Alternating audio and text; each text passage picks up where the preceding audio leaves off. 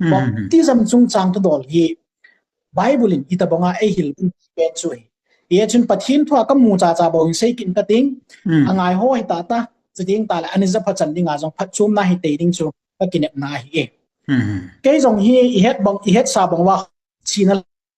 kum som na nga linga baptize chang dinga ai na ki ko do hi he chu kum som la nga na ling tai ta baptize ka ni chana hi in new borang ECA church a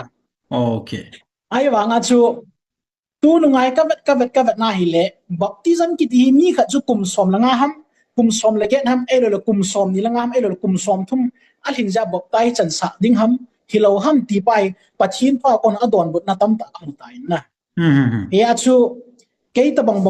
kum akum hin ta baptize changuma ai wa nga sungila pathin to connection nei lo hila baptism la nu kha ta jong le tu nai ti yel tha nai nei du pa kai me nai ke ti naw e amen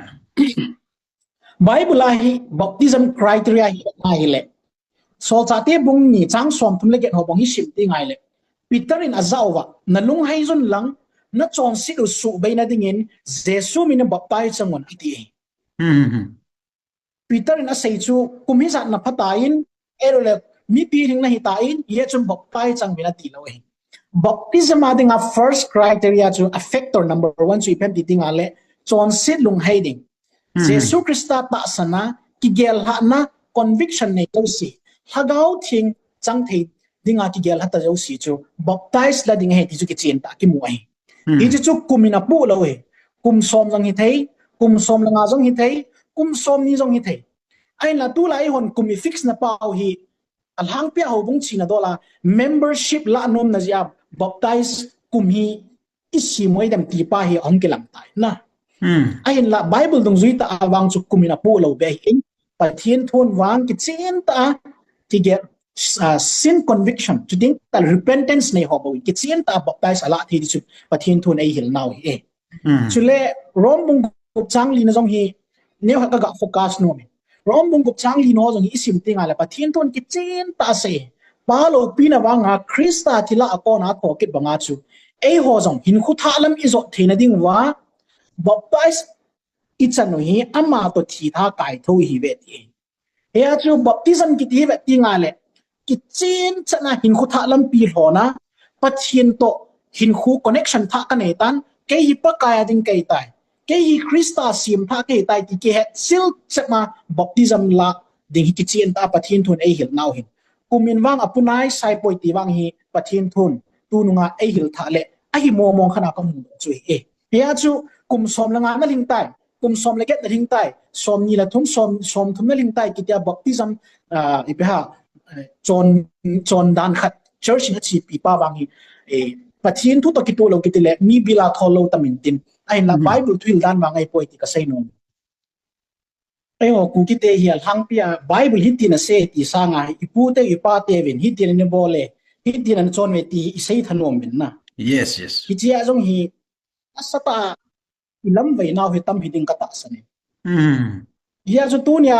khang tha ti ho hin ipu te ipa te ei lo le ei ho khang ma so ching si du chu mi te le tu a khang tha hoi pathin ni het na chi nai pi ka moi ta in koi ma ngol kyum ta long education wisdom hen lang intellectual lang hi jong le sangta ta hi gam ta win ya chu pathin thu het na lam po le kha i thipwa i he knowledge to asan nga hi bible thu jong hi gin chat dol me me ya mo ai khat ipa bol the hi ta pon pathin thun ki chen ta ei hil naw hi sim do ding om su ke ta hi cho hi ivet top je wa e politics sita ta elo le religion hi ta e imalam hin khu di khang tha ten isim phat yu poi mo ma jing ka san na nain tu do cho oi ma jing ya chu ita banga chilha hi jinai pha elo le chilha hi jinai lo dinga hi ti ho ta bang superstitious belief ki ti ho hi to ta bang ho hi e ho ipui pa te khanga tu pa na hi po in hi chi lei sim til ti taw te malai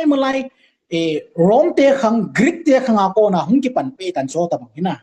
yes vesana rom ho dinga hi mei ha ki ti hi ki chen na the hi poi ta hi na sata ne kha mo so mei ha ho hi ai so mo ta san lung ju ya hi goddess of chastity ki ti ho ai lai le feast of the dead ki ti ho hi chol ha hoi zia hi ya chu thina ton aki sam ke yin hi cha ki cheng ho hi thirapu chu nga mo tha ho hi a su bul no me ai lo la aki mat no me ti ani ta san je wa chu mai la ho ta ngai rom ti ho hin ki chen no phal ji lo ai le Greek de mythology jong i vet ki ting ai le amo hin January ha bo si ai ki chen na phal wa kum dang hadang ho si sha hi koi ma chan ki chen na pum pon ki lo chu ni cho ta bang chu ni ya chu Alexander the Great to sim ho jong he su ke di hin na yes i vet ti ngai le agal sa jing mo bui pia jinei chan ei ding thu chang nong gel man wan ko man chu ya chu alengam ama thi zo alengam ki ke swa zo a general mi yo ki hom khani chu acha ti a go lu di dum lo chu na hi ta bang chun hi hin ya chu vet ti ngai le hi cho ei hoi pui pa te ho khanga pa na hum ki pa na he poi ni cho ei ho khang ma sang pe Rome te ho Greek te ho hi cho ta bang khanga pa na hum ki pa na he ta in ya chu do nya hi athu pi pen chu mi hemin amo ta san dung jila amo superstitious belief dung jia a hin chi pi ho zo a hi Christian te hi ta san ni pui diu ham hi cha chu ita san ho hi bul phu diu ham ai ra le Bible zo ki pui sa diu ham ti hi ta chu tu nya question lien pen chu yes an la tu nya he o Christian hi win Bible zui te hi win Jesu nung zui te hi win Christian ki sa te hi win chu tieng ta le pathian thu ki ti le tradition ki ti ki pum tu thei lo hi chu tieng ta le pathian thu to custom ki ti le tu ding ong ni tieng ta le aki kal na chang hom ting ta le pathian thu hi achung nun nga e ti pa hi Christian te ki hel na hi jing ai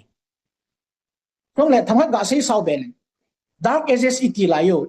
AD 538 to 1790 ke ka sunga hi chi dark ages sunga church in religious political power ni choi lai ta azong chu kimet na hi le the Bible twil sang ai tradition hin sang ni chu ya chu tradition ni sang pha nai Bible twil ti ta zo si hi ani ki sel mo nga niem tam tan Bible zong akhot ani choi thelo Bible choi yo syang min ani tha a hi ji ya chu dark ages kitia hi cha ko na chu pathian twil di ta kitio si mi hoin mu thelo ha nguma hi cha pa na hi mu thi malam veina pathian thu mu da thelo na kiti hi cha khanga thung ki pan pe ta hi chu apa na chu pathian tu ta yo siung ki sela he ya chu Bible la first century Christian hoin ani chi piule ani ta sanu tam ta hi tu Middle East khanga ko na hum ki sel nga tu modern ai mi tam tai confusion ki hai chu hi chu cho Babylon ki ti chu ya chi ngai tu ti nga hi le athu pi pen chu tu na hi pathian thu na zui ding ham ai lo le mem thu na zui ding tradition ne ki lan ding ham ai lo ai le pathian dan pathian chon na dan na Christian hagaw in ko man chu ne ki lan ding ham ti chu ilaya hi chu to ki hon chun mak bung segi changget na peni khat ve ga sim do en ka ting thu pi ka sama ma jing hilchalaya Jesu Kristana kam chang ta se hi khat ve zal lew han ilungu ki hong hut ning ka ta sani mak bung segi changget hi sim ting ala Bible chung ki chen ta hi ta ya se nang hon pathian thu pi chu na thai mongon mi him hon akhanga ahong chon naw dan zo chu na tu cha zo ve ati zo pathian na aman azawa no akang khanga chon na dan naman da theina dingun pathian thu pi chu ki chen tan na pai mangu ve ati chu Jesun ki chen ta se he chu yes ya chu as a believers to ding ta le Bible ta san i naw to thona hi pathian thu i hona kil na ki puizang na isa kai ton pa isin sa nya phata hi tinga le pathian thu na sei hi chung nun za koi te ku ding pathian thu sunyem gua mihim te chon dan thu pi hoi to sang gut lo de ti ka sei no mai ya chu Christian ka iwa pathian thu ta san i wai le inup le January ki cheng dinup le March inup le February I macha gel sit ding superstitious beliefs ya buina ding ma cham poi pathian ta sanin wang phat na le ham sit na ki tiau si pathina am he phat theina yo siang pathina am he pathini ta santing le diabol muthim leng pa chun ichunga na tong thei poi ama wang pathin tu ta san lo hila hi ta mga superstitious belief kha ta san yo chun na ki puisa ai le hi chi muthim leng pa ni ki lo pa diabol zawa ki chim pa chun na chunga thil na sata ain to thei hi chu diabol na to da ne kitchen jong he mei le te jong he ni la ha bet ning kitchen jinei ding he tin no asin ho pa wa hin February la hi ha za da ten win Esu piu mar ho pa wa khon September la ha za num kit po na je chum hon hlarama ti win hlaram ti choi pa wai le la hla hi kip agam thil hung gam ji da na kho thilana gam na ji la he tia hi kitchen jong goi lung pui ta na law ta banga hi superstitious se tamma ma jing ni pa chu pathin thu to I chan aki kalam ite hi lom ti pa chi ga do hen na Matthew bung som ni leget chang som lo ko som ni na chu Jesus Christian the great commission e piu choi ho yes nam ho banui le si pom pe chivin lang sei ga sim lang apa cha lagau thi mo pas go lo lang atia bana chang som ni na chu sim ting ale chule ke man no ho thu ka pi zo si hi anit na ding win ga hil venati Christian te hi vanui le si pom pi hil ding te hi wai yes ai wanga ai ho zo hi milimo ho hidden so Canaanites mi ho chon chan Israel cha ten ni tho ta banga hi I kiem be ra pathin hello ho ta san le chon chan ho zo ai ho hin influence ikela zo ta cho ai ho zo hi muchim ga ma mo zo huin na thu hila ha e be ha pathin lama thu ta thu ti lama mi lam ho na ding pa chu hil gu talawa ai ho zo hi muchima chon ho chon na zo pa hi ai ho zo ile lu gut phat ba hi I Christian hi ku boy oh chi choi kausi kiti hi e ho la hi mo ngam hoi chu ho kham kausi mi ni dang la chin kau mi to mi ama te khu apet ne khu chi kha chi ti ki ha sei le jing na ya chu ke ho Christian khanga dinga hi kausi ho chu ila wa hi mun nei na lai ham ibt ham kausi kiti mo am ta ham iptiam tham khat nei hil chen pi thei do ha che ama sapena pathinin mihim te a hin sim dan I origin wi nung vat ngai ji na yes Genesis bungkhat tang som ni le sigya hi Bible ki chinta sei chu ivet na hi le athin tu ni ti na sei changmil jing hi ti chun pathinin ama lim momong in mihim chu a hin sime ati ivet na le pathinin mihim hi ama lim le mela sime hi chi Adam chu mihima sima Eve chu kausidinga simum Adam le Eve chu ani gela mihim pathin lim le mel ki loading a hin si mai pathin lim le mel chu ta bangam tu na chu explain good way poi a hin la mihim ki ti pathin lim le mel ki si me ti chu amma sapena I origin we het ngai ai le pathin lim le mel hong ki sim pen chu mel ma pa Satan lung tu pen chu pathin thil sim do si opposite na su sit ding ti chon hi pe sim ti la pa na pathin mihim ki ti chu ngai lut na nei ta ama lim le mela sim pen chu Satan hin mihim chu thil ha su sa te de gu ti chu het ngai yes nang chu pathin lim na hi poi nang chu pathin tu sei ngai thei ding na hi poi pathinin na chi ding he ti pen chu thilo ding zo na hi ti wai opposite na na hi Satan in mihim te hi a hin su si ni chu pathin na to gon do ding ai a chu tu nya a sei ngai pen chi vet ding ale mihim ki ti hi pathinin thil ha sim koi ma cha po in mihim ki ti pathin angai lut ama lim le mela ai sim su ke he ai le pizia amo chu kausi amo chu thila te hi ki ti ham hi tho ta bang pizia angum do ham azo abula ko nai ki pat na bonga chu pathin thu ni pcm ti don ta sa nga chu mihim te ta san le superstitious belief ki ti oi ki ta san naw atam ta in su kha phatwa pathin thun a sei pa hi na sa thelewa lungta dan ga mi hiwa hi cho ta bang ewa mihim te ta san te sio ta san pui pa teo chon chan hi cho ta bang na hi yung ki kai na lamwa I pya I ti sanu ti dam ilung put wai cho ta bang cham man kha nam la khana elo le I pya zo sa dan compound dan khana in chi pe kha pha hi ta bang ai ita san na naw it ting tali ichi pinana naw cho Satan in agom kumala akina hi cho ta ki lo ding ai mihim te ale jingi tai ti ki chin ta ki mo do ayat no Bible chi ba ti ngai hi le Satan long chu a pathinin lim le mel hoi ta song man tam chi som lin ya ki jema ni sim he ti Lucifer ni ki ti in jingwal pa ni ki ti pathin lal to na vai hom tu le van ti zo si chunga thune pe na ni sim pa mel hoi ta pa chu ni ai wanga ama pa chu ni pen bol tam na sata chon sit lungvula hin ne ya pathin vai hom na hin dia pathin dan thu hin de pha na chu Lucifer tia ki ko pa chu a chei na Satan diabol ki ti hung ki ti doi Satan minil kalpa thila puti na mi zo pa ti na ai ma pathine ani sim de pen chu zoding ina sim po in setan ki ti pa thila pu ding sim kha po in a sim chu lucifer bo ni sim ai wanga git lo na zela phat mo na zela chon sit na ya chu ama chu thilhang ki su loi a thilha ki su na pa chu amel hi dang lama a ki ho ke do ai poi ayin la a lungput pa chu ki khela hi ti nai tu nya jong hi ibon chawa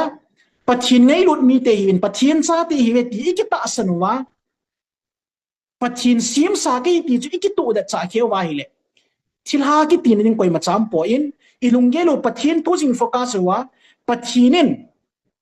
ki chen ta thua ko na e le pe ni pe cha ke khewai le diabol hep na ki ti ho ki ro sa lu ding thilha kaw ki ti hi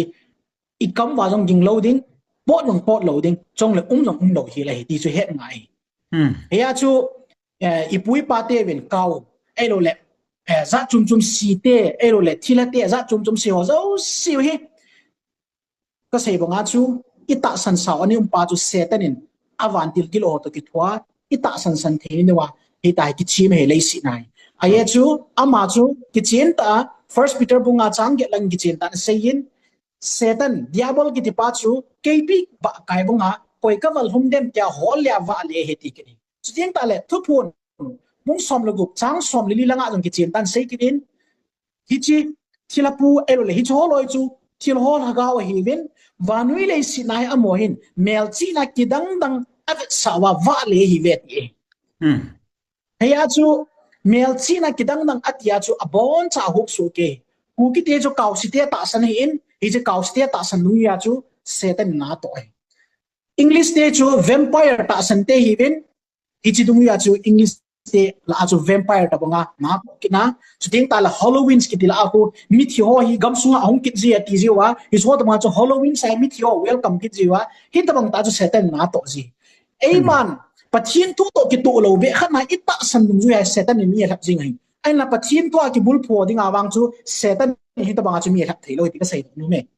aba na he ni tu lai hobung din mun thu neu khat i ga forecasting dem ka sai mi tam ta hi tu lai mi zo si hin holy marriage amu zo pon akizam tho he akitamin ai la akizam oi lo hi ti yong chu aki kha thei chat di pon akizam ki man de ki ti na di lo hin ja he akizam tho yong he tam ta im ben hi chilai la hin mi hi nunga gol hang akilung set akinuk to ja hung kizam hin ala hung kizam te ni chu hopungin venena ki kwaitan ala bang khat te chu zuzu hopo alo le black business ball ho lam chom asum kol aphalo langa ve ho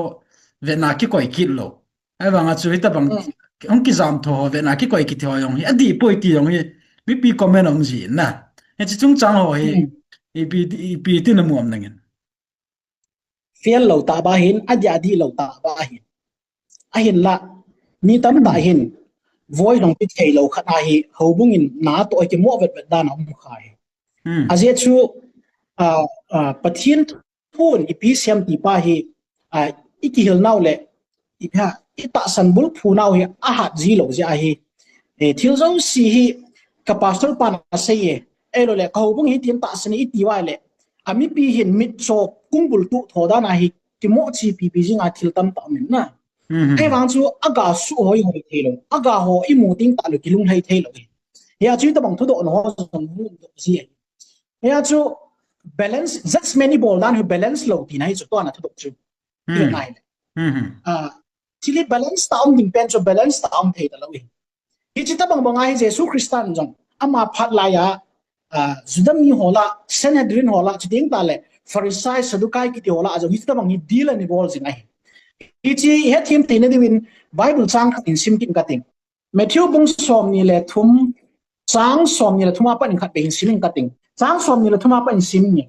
o he dan thu sun le pharisee ni phathem ho na daw hi zena mi ti le nong hon pudina le phati khom chu chule zira hi chang chu soma khat in na tu jiwin ayin la dan thu pi la aman lu pen thodi ta thu tan na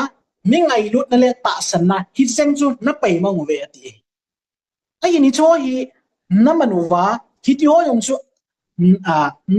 na tha lo ding o ai ti thu ai vo lam hil mi cho น้องหอนทาวสิไว้บงนาลิทิงเซลวินไอ้ละสงองสาวอปุ่มจังอินนาวลูเอติโจ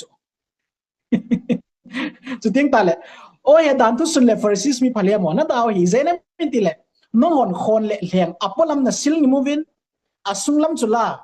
หุนามาลาเลกิตีมโลนะดิมเซอฮีอติเกจุดทิ้งตาเลวอฟอร์ซิมิโจคนเลี้ยงว่าจูอาสุงลัมซิมนิกซิลนิมาสเลวจุนอัปลัมจงนิมดิ้งบ่าวจุลาติฮิจิเยซูคริสต์ไออามัวพัดลายาเซเนดรินทุตันนะเอ็นสุงาทุตันนะบาลานซ์อมโลดันปาจกิจินตานิชูซัลhypocrisy church nga hypocrisy dan pa chani su sale oi ta ke chani su sale putina ho jong api ho jong chitiang ta le phati khom pi ho jong kita tan na pi win ayin la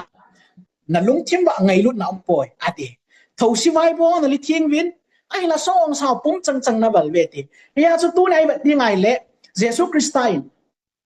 zira ho jong na hawa phati khom ho jong na ha ta wai le na long thim pom pi jong ngai lut anei me lang pa kai dan tha ching ki phut dat bin lang so tieng ta le thau si ki san jong na li thieng wai le alien ta chon sit na song sau ti ti po yong chu phate ge chan ve men ti ho chan ya sei nai chu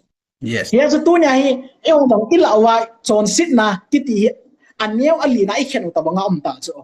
ai wa nga chu chon sit ki ti chu a case neu na a case sang le an ni nya chon sit ya chon sit man chu bible in thi na ha ti yong chu lal boy yes มันจุชีนะที่โจไอ้บางจุจอนซิดเนียวป้ามันจุหินนะฮะที่กิดที่เราจะไบเบิลเฮ้ยจุไบเบิลจีจะไม่จอนซิดมันจุชีนะฮะที่ไอ้เลยมีจะจอนเสียมาที่ไอ้เลยมีจะสิจอนเสียที่กิดโจเฮ้ยจุที่จะจอนซิดน้ำมันอาจุอีเวทีไงเลย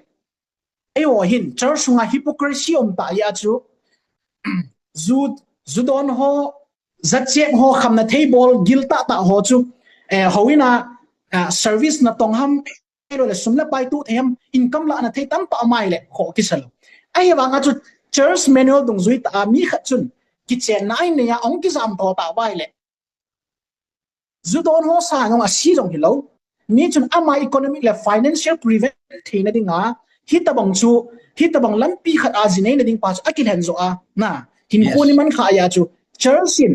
amo phat na le phat mo na pen chu gial ta loila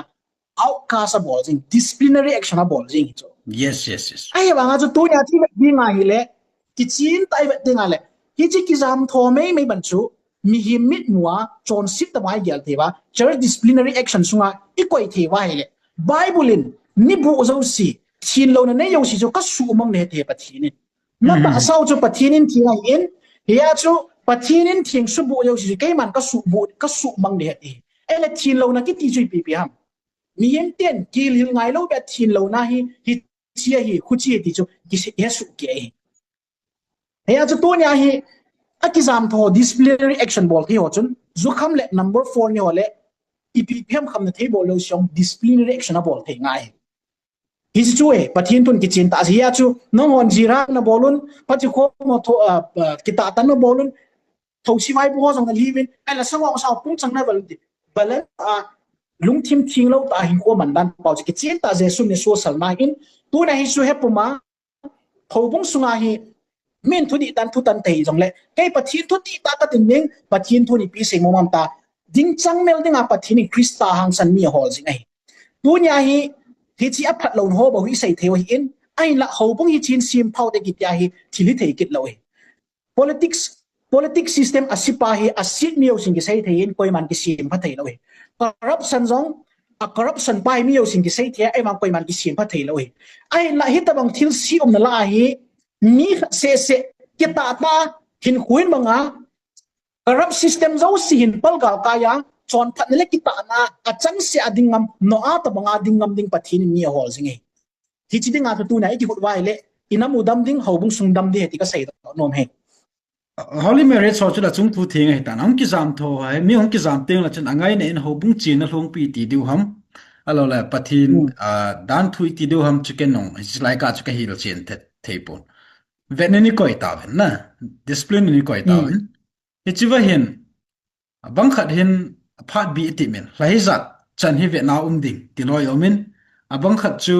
ang ki thum phat phat la lu de hi ti loi omen he chi chung chang ka hi mi hi min ko jong sei the hi pun abang khat chu aki cheng zo ti lo chu thimo hi pun na ha chi ta bang din mun ho yom jin ai le chi phat bi ki pi ta bang ho hi i chan ge ya boy pham nang mu do la tham khat nan sei tha te da disciplinary action a ke koi ho adi a ki zama le thai za sung phat ki pia zo ting le hung ki report ki na ki la lut ki ding ki ti ho chuna even na hi le hi chi phat sunga chun thina man na to khat le ama ding a chu ipi ti ding tam atha ga ku ta bang ding tam ti ta bang hi cho na na do chu yes chi gel ding khat men hai ta ke chan gel chi ni ti hu hing na ki ti hi church a king amai po in hu hing na ki ti hi mi khat in na hu hing pi thei amai po in hu hing na ki ti hi nang le pathin ka king amai ya chu lei si na chun ipm khat ja chu nang chun dan to ki tu lawan ni chon kha ta hi le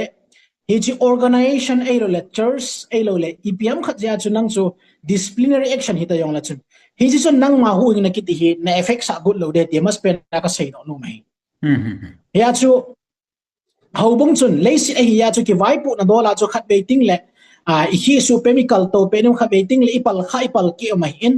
he ji chu ele e ki su nim sa go la ele e ki su ra sam sa go lawa pathina I hu hing le pathina I pi ha I ki he chit na pa chu pathin sa ka hi hu hing na nei ka hi ti pa chu ki chen sa ki tu cha ki I madang ki su bui sa lo re di ka sei do no mai tu nya chu I pi ha bu khat ja chu nang chu disciplinary action na hi ta in haubong in nang ngai dam cha thu pi po in haubong in nang ngai dam sanga nang le pathin ka ki ngai dam na pa chu na ki su chit ma sat ngai haya chu ipm na bol khil to nya ipm lam na ho khil hoila chu ipina pal ke ham pathin ko ma tu ni hin ngai dam ki thomin chi chu disciplinary action a om na hi ta ile hi chi phat sunga hi hobungin ei ve ta hi han lang ipm khat dan pot ma ei ko lang le pathinin ei he mil poi ti pa hi ki na pathin nei lu nai ki tu cha khe di ka sei do no alagaw hin khu chu peng tha sa na hi na la chen ki vai pun do la hobungin la lu ma sangan thina man na tu jong la e chalai pa cha alagaw hin khu chu su cha tho ding he ti pa chu hil chin nai na ki pa me e chi ban jom hin neo khari ga sei be ding ke dei hi kitchen thu dor chung chang he da hi tu khang tha te la hi kitchen hi achi hi na I ti khang yong le kitchen chu chi jeng ding thil khat hin e chalai la ne be na le hin mi bang khat hi wang set jin asu pi pa ham asu pi pa ham khat chong thi le ai nei pi chu anaw pa ham u pa ham khat chun kit ji na ki le na ke chen pi ti thu ho jong au min che hi ge la la hin khan khu jong alu nen khan custom la hi su ding al chun khan khu lu ma ding ke ging chai ama wang chu hi chlai thu dol hi bible hi ipiti iki hil chen the du ham ti pa tu ni ka do no me aji chu mi bang khan chita bang chu ai asu pi pa thia jinu don lo wala chi chu di lo hi ti lo yo min na chlai ka pa hi ipidin munam ipiti ki vai pu wa pham tham khat an hil chen the da chi kui san chun nan doi le tu la Christian din mun he tamta kanu hong za guin aje chu ita sanna wa hi Old Testament ki jate hi Old Testament so Old Testament he ta te hi ji New Testament se pathin thu dana gel ta bang dana hi kil khate hi ji haya chu even na hi le ai wa nga ithan mo le ibol nu mo hi Old Testament a ki sei ngan ki chu tu chu e ki dan na chu Old Testament a ki sei zo si o hi culture chon dan ta bang na ina yo tam zo ki chu haubong sunga disciplinary action iti jong hi New Testament na reference khat akim wile Old Testament na reference khat kim chu lal boy akidan na chu chlai pa hen na son tam khan nan hil chin be de ke de na khat chu to nan se ba chu tu lai hi mi bang khat den Bible sim jong he loji lo ya ki ji ta ji mi ni na kham de he jong he ke tamin ji he New Testament pakai Jesu hongin dan lui jau se ka su mangai tai tin asein ya chu New Testament ai patai ki bulpuin ipiati la howin sung mun chom chuma sermon bol Old Testament ngen la ki no ti yang tho do om ni na chiraya chunan focus ta da Ini hin ban sei ko kom ka ting ka mu thei chun la ka sei do thei san sun na in sei le leng ka ting ka sei banga chu Old Testament i the u ta banga pom thei chi lo ta bang khop liwa hi ikil naw zi ita san naw I bol dan zi a hi wanga chu to a ki chen nai ti mai meu jong hi bet tinga la ki pat na Old Testament ma mai ki chu na ki chen na jong Old Testament institution hi chu but hinin sim ti la chu marriage institution chu phu do chu hi chi marriage institution chu ai phu do pen so Old Testament hi lam ki ha phakit ta lwa ki chen ki ji than ki dan dan ju ka tin na ki ji ki chu ya chi bet tinga la Bible hi ai ho hin chop lop khat na hi I het pol de o min na ola boy ko ka sama ma khat chu ya chu nan tham khat inil sing ka da te azwa nan se aso pi pan azi thio akichen pi chung chang levirate marriage chung chang pen ka pha ma sangin Old Testament New Testament nain se pen chu tham khat ga focus ma sang ka ting abal chung ka ting yes ye diu khat chu nang nan dong leng Genesis way pawai pi ke tiam sim til bu Exodus kolale po do bu hitya chu ki he chu Genesis chu sim til bu hi in Exodus chu po do bu hi in abanta le Leviticus min bu ki de ho dan bu ki de ho hitya chu hung chi pe chu Bible hi kitip na ki ti le khabu minum lo chu ele kitip na ki ti le khabu minum khai lo chu yes na kitip na ki ti le khabu minum lo Bible la chu I vet tingai le I het yu khat so abai lam thei pen chom chat ding in seng mi pi het thei pen ding in the word of God it you canonized scripture I pom pen with 66 book hicho he chu Genesis upper Revelation he chu Bible in the word of God ati pen ku he ya chu 2 Timothy bung thum chang som logop na hu sim tingai le pathinen a hai khum pathin le khabwa thu ki sun cheng si chu ki hel na ding ki puizang na ding chon phat ki sin sa na ding le iza kaya phacham kim he ti cho pathin thu pathin ai khumati New Testament ka saipon Old Testament ka saipon Genesis to Revelation hi canonized scripture hi chengsi pathin thu ti chu in hi ji pathin ai khum chu ai ya chu Bible ile khabu hi pathin thu ki ti chu hi in kitip na Old and New ki ti lo e Bible ai hin la hi ji 66 le khabu sunga hi a part of covenant khadiungum chu he is part of covenant ki chu hoya ki muham but hin le easier take ka agreement anumpa ki tip na anumpa ko sai nai chu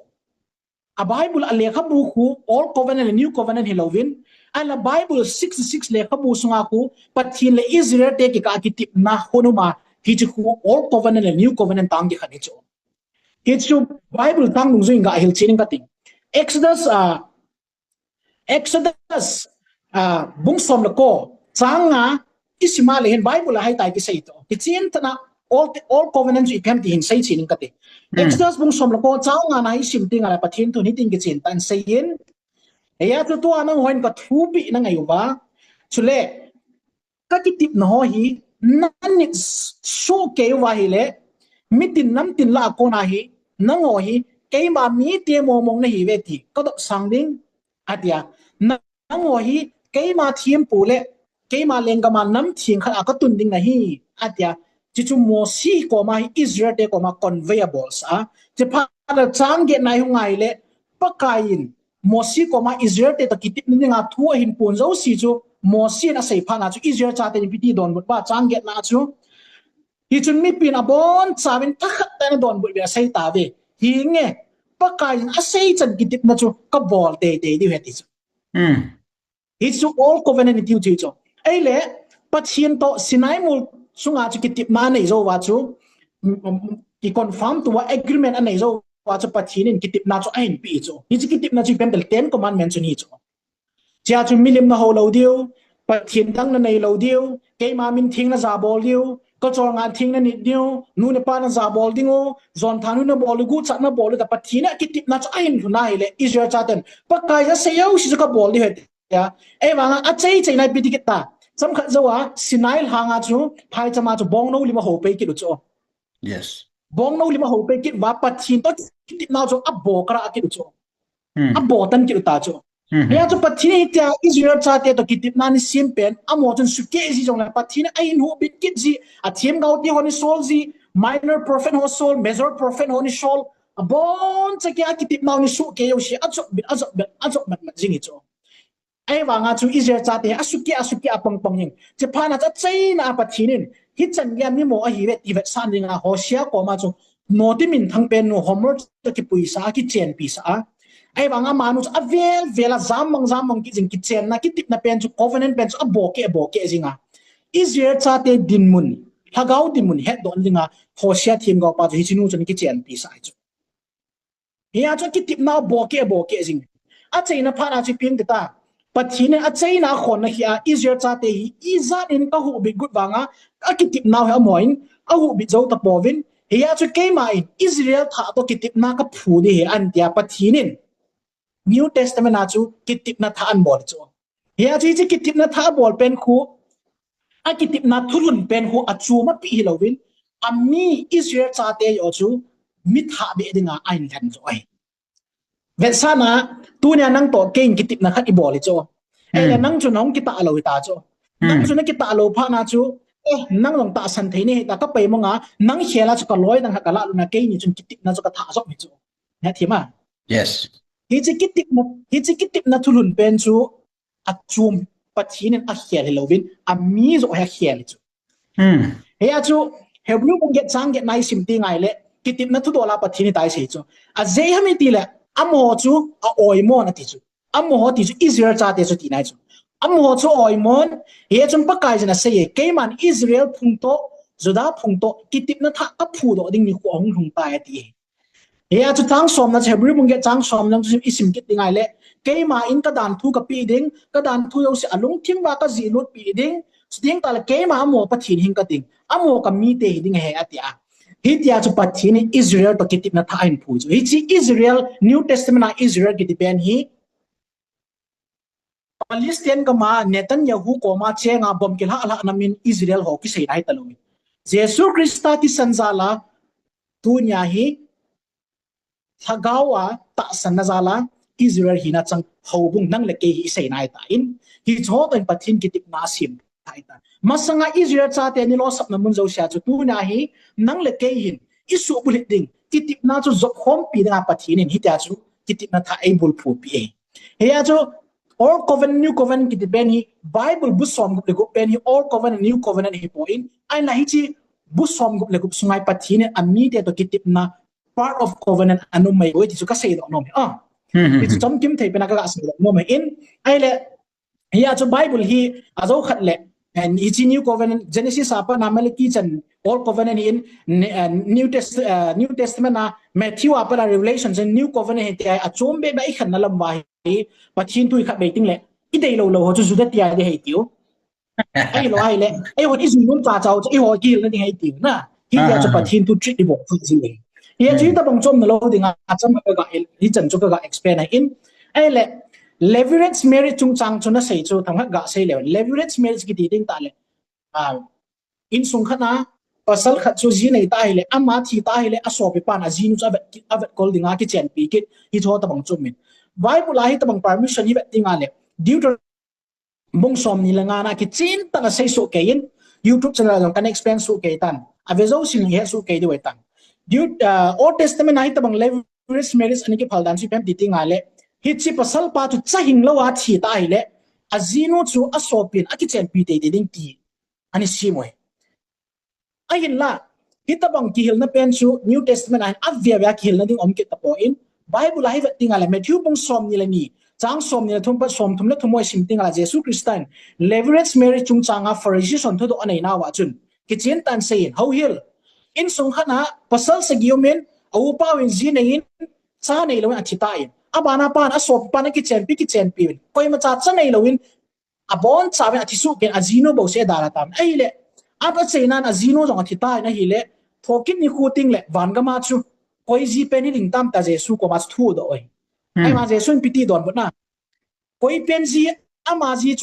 chu hiding mo he je sun thu tan na nei point a sei thu pi pen chu thokin ni khu ting le koi ma cha ki cheng ta lo ding ai van til ho bangin chen nong ki chen sa ta po we atia thukum khana ne bole so ting ta le Jesus Christa hi ta chon hele aban ta le 1 Timothy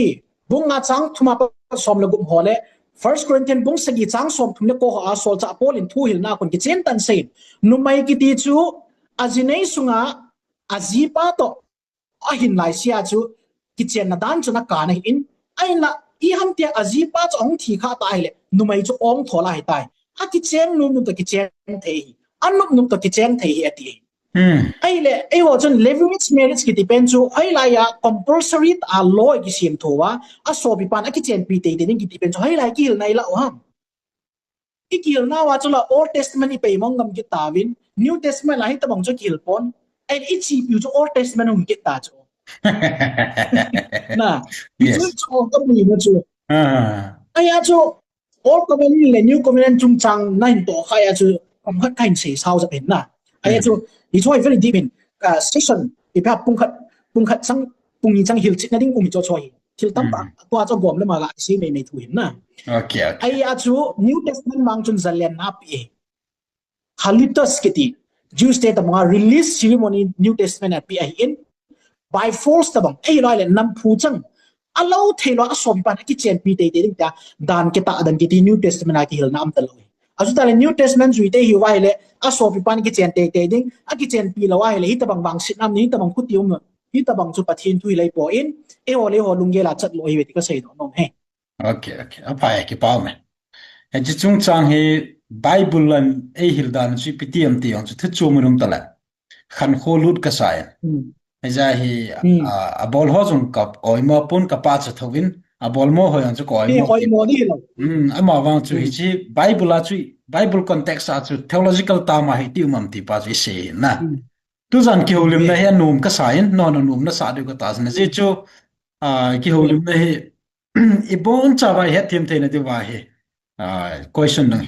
ki pi a steng lai lam kai pu men jong hil chen thei chana he ni hil chen pi o hin tu hin a chai na lam jong mi sa ta te na ba na hin tu lai khang hin tau dam ki ti atam le jingin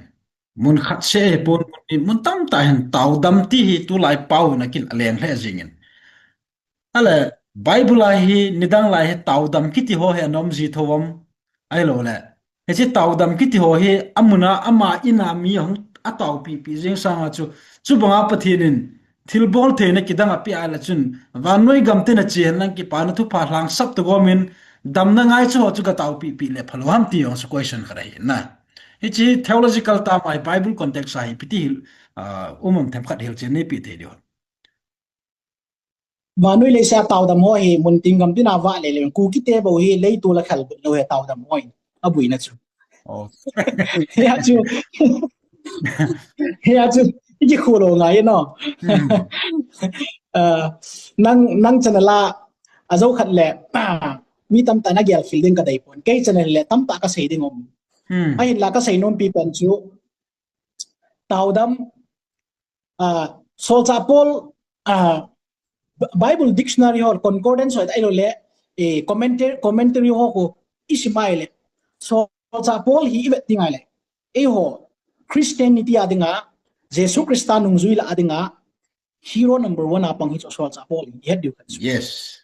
ai le amma hin kupum pi hi vele uchun banoi le sipong pia theology theosi degree mi yo sin degree la no si amma thu changji a kon na ni so hita bang changya chi mi lo so cha Paul hi yes haya cho amma ko ni sei thu pi pen ko ibet tingai le Bible pum pia amma thu sim ko akimusun ko simai le Paul hin khat ve ti le miracle a bol azong min miracle ti le anal point khat ve ti le pathin a hin man cha a mi tho a hin athisa tho do zong min adam lo taw pi zong min asu dam zong min hita bang chon ki moi an la so cha Paul athil na ko ve ti ngai le kin hi tai pathin na ka to ja mi ka su dang thia mi ka taw dam pi hin ya chu ke ta bang ngai mi na taw dam pi thela mi na su dam pi thela pathin pathin dong zui di ta ne hi lo hi tia Paul in e ho chunga bar na khana o chang khat be cha ki mu khalo aman asei thu pi pen le abol thu pi pen chi pham Krista ki pan to pha chu ka sei choi le hi tu so ki pan to pa chu ke ma in ka hin pi hi ke ma hin ka hin pi le ka thi pi pen chi phem ti tinga la Krista ki pan to pha hi tu lai I thu now igen theino hi khun ngai chan new to ki kot hoi thin ka ngai tu poi jo se ya agal dot le ato na le a hin lo thu pi pen ni gospel ki pan to pha bua hing in miracle ki tia man mi challenge tan among kha po in tàu dam kit yo jong aman mi phin na among kha po in kin ka bol bonga hi Christian dong sing a bol thei te ding kin sol cha pol yong sei kha po in Jesus Christa jing yo hi ta bang thu pi chon ei bol kha po win he chu tu nya hi miracle se focus am tàu dam se focus am ma Christian ethics challenge hoi setan a ko na hong ko na in hi tho tong mi mo ko na iki ven ni ti ka sei do no mai ki pau me ni chi ta bang tàu dam mi tiu hi Mizoram ma jong phachong thim ta amding ka ta sanin na silai chuchan pure yong hin kei mi het se hi adin hi chilanka hi ho nam sunga ding hin pathin wang pi aha chan ji me ti de mi su pi mar ho la hin taw dam he tamin kei ki het pi se jong hi mi ni mi thum lang aw men na chi ta bang ho context a chu hi tia ina mi taw pi yong cho phain dam na ngai cha tam ta dam theina mu men a hin hi chi sanga hi un tin a hin ki pan thu pha hlang sap to gomin chi leo dam mo tam ta yong dam theina mun tin pin than nei lo tam ta na pin than nei te ti chu public comment ka la khana ka mu ja chu question raise kan bol kha hin na jong le mun khat se te anan sei pen ga adon be lem sol cha polin ko ka sei banga chu sol cha polin mun khat se sia mi su dam na le mi chunga hagau thing na to na achunga kila ngoi mun khat se sa confine na ki mu khala oi okay Athens copy Ephesus copy Corinth copy abanta le Greek te copy ani chin la mun tam ta amin hi chol ai amai mun khat se sia confine na ki mu khala oi mun chom cha testimony present about su ke an to thil bor do si so la amai ko jo first missionary second missionary third missionary ki he in abon chakia ibe dingai le mun khat se sia confine na ki mu kha point pathin lagau thing achunga ongkil a na to thil bol thina kidang ta achunga ongkil an mun hovelis bon chakia location chum chi ngana in mun khana confine na ki mu khaloi ya chu mun khat se help lo ta bong ha thu khat nain do ja chi ibe dingai le hi ta bong ho chu Bible la kihil na tong ki tu pon chiting ta la Bible hero ho lamzo tan tong ki tu po in ibe tingai le miracles ki di chu anywhere it can take place tu ji nga jong ibe tingai le ke ma in hilai mo na ko na jong ta so pi sangam khat dam lo ha sam chu ta tawa hi le pathinin adam dinga adei khat chu ki taw na jara na su dam dingai a hin la tu nya hi dam ze le dam mo na ji ai pathinin ayum pi lo vet lo be dingai in khat be ting le pathinin mi purpose nia su dam no momin ain la idam mo na jo si pe ni pathinin ei mo dam sa do akinep lo di he ya chu Christian ten focus you see madang ai point pathin le ka relationship pe ni inam di pa bo focus ding pachunga pathinin miracles na ahin to te ding ato la wai la pathin mi ka hi poi ta ki gel na pai diabol na to nai hi ta bang ngai tu no ko ne ki ven mong ke de ka sei do no mai he ya chu Jesus Christam ki chin ta na sein Matthew bong sagi jang som ni la khat ha ki chin ta sei hi chin ni khoting le chun thilung lung ni ho ne sein pakai ai ti koi ma cha ban gam ti yo si koi ma cha ban gam lo ding in ai wa mi tam ta chun kamina hepa pakai nang ma min mi ka sidamui nang ma min thila ka no da we nang ma min bol mo ki dang ka bolui ai ti di we ai wa Jesus ki chin ta ka sei pi nei we ke ma in hita bang ho chu kaya khapoi bot mon sit bol tio ko ma kon pot mong ati hita banga Jesus Christian a ho loi khu Hinduism ho Muslim ho sei nai pon Jesus nong ka zuye tia Jesus min pana taudam dana kila mi tam pa hung de soi he chu tu la ya miracles ikine pinao elole til hita bang kha pathin na to ding dan pa I focus dan pau hi piha pathin to ika relationship sangwai hi tholang zoi pathin holi tam tawin hiya tu miracle samil hiam jing pa diabol chun gom kumala jing heti he dingo hiya tu hi tho hi pathin na po dan vetna api pen hi poi ti he na phatake cha pathin lunglam pa zo iphem ti chu khula Christian ku man he ti ka sei do nom he okay ki pau me to hin a chai na ding hin gal nei jong hi win igal thu them khat hin focus den kanomen mi tom ta hin mi bang khat hin sia la hin tu chung gal he pathini nei ko naw hi tiloi awmin aji chun pathin beloi tin kisim phautin hilew hen ilo hin diu hi tiloi awmen abang khan na sei ki na la hin tu chung gal he pathinin gam tu mai pi nom ji wa hi chi gal ai tu sau hi tiloi am kinin la da na ki bang hi len hi chlai ka pa thu hi je chu abang khat chuni se asei ki na la hen lunghan mana se ham imin moje wa gal ni he tiloi am kinin zan zari la da na chum chiu men nang mani pitin muam chuwang bible context song hi be se ta pon tin na hau tha chana tom khat nei nan tu chungi gal pau hi i pitin muam tham khat na ngai dan nan sei te da Bible context ma hin na Bible context ma hin si Bible out of context in ai sai lo in chung chang thu jong na la boy okay ai het diu khat chu gal ki ti hi jesu ani sei lo hi han lang en het sa ma sat mong lo hi le tua na sei banga chu gel ta na ngai tu na za zon so the hin ai la thil ki ti hi a ji sei ma saloi ma cham pon jesu kristan nang ki chen ta aung run ma sanga ke man ka sei pi ni ati sign gospel le khabu lo sia na ya chu Matthew bung so ni le ni ho ko sim ting ala jesu ki chen ta sei koi ma no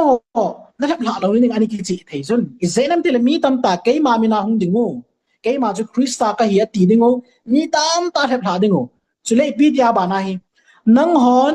gal ki sat ki dau thu thang na za dingo hi ching thayun lungdong hi on i zenam ti le hi chang chu hung su te te ding a hi wa nga a chei na hi lo lai ding a hi ani vevin vai khat le vai khat gam khat le gam khat nam khat le nam khat ki dawin tin mun cho ma ling chod in tin atya jesu ni ta bang warning cha pi sadiam niam jula na ta bang warning cha pi sadiam niam jula ai le ite da na hi ta bang le si chunga galo ma le christian ti lungdong pe nai pan tunya hi kaloi hindu mi tam ta jo cho muslim jong kan nei cho ko yo pi cho jesu krista ke ho bible hi ta bang hin bible no one prophet dana na gyal na prophet dana na gyal pau ki on pathina kam mu ka nei pau ama chun leise ang lu ni thilo si ni sei tai no one pina gyal wam ki wang bible tu sei guilon ki chen tan kam mu ve itiai le amo hi gal ki ti ho them ti mai lung nyeu lo chu leise jo asu ding nor mo ma su akiti do be ki nei ele i ho pau pathin amo quran ta asno milimo ho apathin men anil kha lo be ei ho pathin galung long ngi nam khale nam ha ki dawding ta ei na hil ma dem hi chi ta san te chu tu nai galo ma le ki long danga chu ding ta le ku ki mai le ki na ham ei lo le ku ki na ga galam ei lo le Iran USA Israel ho ki do nam o ma jong le bible tu sei ja gui lu ngai poi ti a ta san num lo yong chum kit na lai cho ho dan nan chu nge puya bu ti cho ta bang chu lal boy ipiti ki hil chit mo nam ka ti chu pathin tu min ta san ta lo chu na pathin tu ta san lo hi a hello mo bible thu za khalo mo hil no mai e hoi bible thu za nang kang da ni a ye chu aki pui ngol hiu tam aki sungol hiu tam ke ta lo hi pathin thun sei ge go ai meu si to ge go imit chang ta wa mu the ga ma ta ai wa nga bible sei ji akona kil na thei mo lo hilai mu na thila pu khat au ngai le na pathin win so la hi atai le ai lo chlai mu na nagal mi teo na mo that ding ang chu ke ma intervene kong bola kong kha mai le hi a chuna na mu ding do na hi ti ho po ngum ki le na ki ta sana he pa amen ki ting ti bong chi ngei twai le na pathin thu ki ti ma chai ge lo phat chit nai chu pathin in ki chen ta sei gal tu tangum ding in nam khala vai khat ong ki do ding a hin ani lungdong hi win hi chi galum ting le chun ke man nam kharia bi bia kong villa nam dei thana kong sim na di atti na jong khalo chu ele gal khat chi ga ki benglam sik ka khewa domestic god da na pathin chi bol do wa na hi tia chu ai ho tum lung sit mo na hi chi gal chum bang cha pathin hung vil da na ki sei do te ki ai chong chu nam dang za dang ho tu sim ki sei le phading ai ho sung nyel ne la pa sana i man thanau ke pat na ding cho choi i ti ngai ai a chu chi gal ho hi ke wang ka lung dang pon pathin ko hung kun ting le naw su na ki pat na dinga gal tu thang ding gam khat le gam khat ki do ding nam khat le nam khat phung khat le buina ding political crisis ding a hi ti chu ki chen ta Jesus Christana says in ke ang pathin pu ka ta sanin hi ta bang hi le sin am lai sia pathin tu di na ka phot chinin ding ta le ei wing pu ka pa kai chu ei pui dinga hungwa ding hi tai ti chu kot phung gei tai ti chu ki chen tan ka muin ki pa na zon ka dimen ka ta sana sang roi ti ka phon o hi okay ki pau me echi gal hi mitam tai la da na chom min o men abong khat chun ku ki te hi ichen tham be se wa iche chau be se wa iki hui lom jap na de wa jong pathin program hin te ti jong men lam chum hi ma i lungel wa ki bang pon a hin la leisi chum chuna wal boy leisi chung chu every condition every situation you pathin in phatna tol sei su ke yes pathin iwang sit na ya thilung khat han lang I chon sit na ya thilung khat ni ta yong le pathin nung lam in tu ting ta le hi chi pen jo pathin phatna lama a le he ki the ki chu lung dan di nai sai lo haya chu hi nge I chon sit jeo ham I bor khil jeo ham ma chu hi tamang di mu I tu ta wa jong le tu na ki si alung haya pathin lam I bel ting ta le hi chi situation lo si pathin phatna le he the tho ya chi cho chu lung dan de na I cho chu I ma ta lung dan nim pot a thu pi pen jo pathin tu sei I ta san nam ti pa chu focus ni so okay apai ki pau me bible akunin hilchin na kitup chat imovin ki pa thu sevin ise bangin ila da na chomche hin ila da na yong chu chomche yong la amena he bible a ki besu hi ji chu bible context tung zo ya he evangelist pon yong hilchen nai pi o hin ise ma bang thilzo se hi pathinin aphat na dinga su sa he ti hi ke concept he jing gain ise chun ma jo se hi pathin takinai nai nei vai la chun sagau hin ai wanga chu izo sa pe wai le asit na lun na bana pathina asit sa che ki de na it can happen anything else aban bana so pathin tu ta san lo ni la pathin tu ta san la IPM kha ji ta san kit wa bible in ai hil nau ta san kit wa bible sanga chungnung jo kharu me ta I ta san te ke wa le man phana lung che ki de to ajong ka se ka video tam ta kan si ma kan sei ta yung bui di we he leisi I bui che di we ka ti in to ajong hi betongo Iran war ho Israel war ho ngum ta ini ve ti ngai le to economic na sata to khai in ajo ting le igam sung wa khu gas bu kha ding jo jo yung diu nam ka lung nong ta chu to ai thila a chi dan hi vet nai le na kaya chu pathina hi iking up lo wa pathin tu sei ta san lo wa la ka so pi te ho hi ti ho zo si lep nai hong chang che ding economic crisis ong san che I bank balance in to kha ding I bank balance in to kha ti ine le chan to kha ding ine le chan to kha ding le I ki wa na zo silam no san to kha ding le chia chu lep na ta chung ki pan ding Christian khu ji din zo ding nam ti chui aya chu thu phon in ki chen ta sei le sit chunga satanin lep na a hin bon na ding le mi pi a hin pui ma chaning thu pi pen economic crisis sei hi chu thu phon bung son na thum nan ki chen ta sei in hi chi ding ai I ju thein di wa chu pathin thwa wa se nai wi nam te tu nai apai ki pau me ki chi zo che